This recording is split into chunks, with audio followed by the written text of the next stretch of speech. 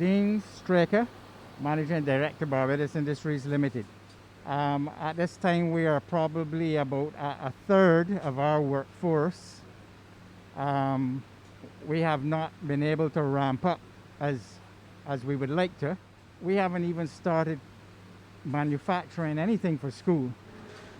Uh, we've basically been making some masks and so on, and we're trying to decide what we should do next.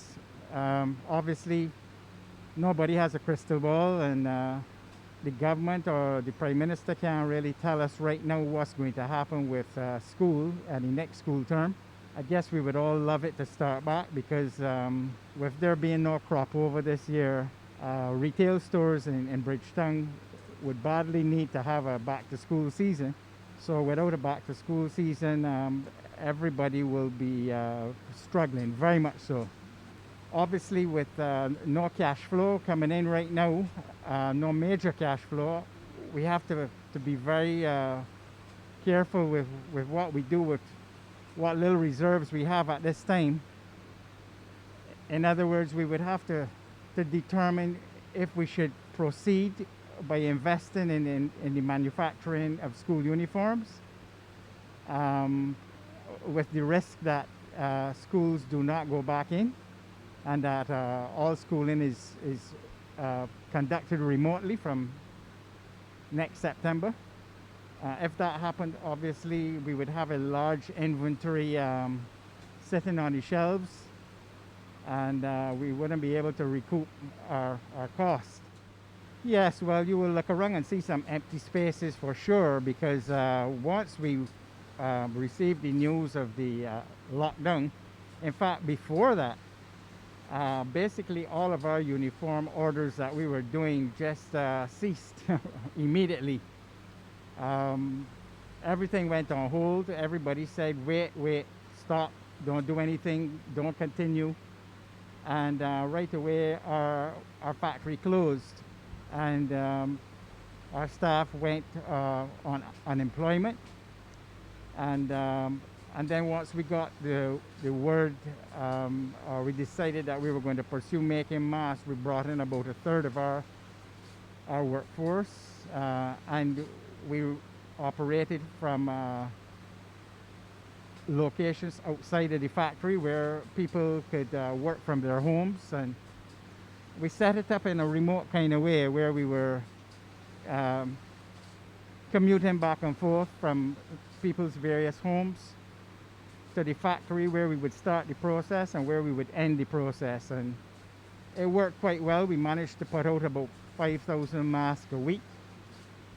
And but now, of course, a lot of that has come to an end, because there has been, unfortunately, there has been an importation of about 100,000 cloth masks into the island from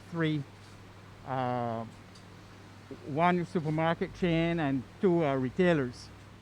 And it's very unfortunate, because, you know, I have no problem with people importing things, but this is not normal time. This is COVID time. This is war, and we need to be taking care of our people first at this time.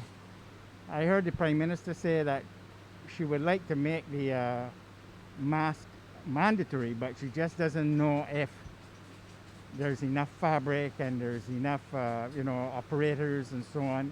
But I would like to assure the Prime Minister that there is more than enough fabric here, so and there are plenty of operators that have been performing the function. Our job would have been fulfilling the companies that needed masks urgently, corporate world, also the essential workers. We provided 10,000 masks for essential workers, for government, and so that would have been our role. But the customized or the fashion consumer, those were the that's where all the machine operators, the sewing operators at home, that's where they came in. This is just like the most bizarre thing that you could ever wake up to, and I know that we're no different to anybody else in the world, and we just have to do the best we can. hope and pray, and hope that we will find the resilience and to get through this. If there's no back to school season, we may just have to close. Some people may say I am biased, but I will tell you, I honestly think that a number of leaders in the world and organizations have truly admired Barbados for the way the government and its people have responded, the way the government and in particular the Prime Minister has led the charge in dealing with this. I mean, nobody can be perfect. We don't have all the answers, especially to something that you haven't experienced before. We're not going to be able to fix everything in a short period of time. A lot of things were broken and continue to be broken.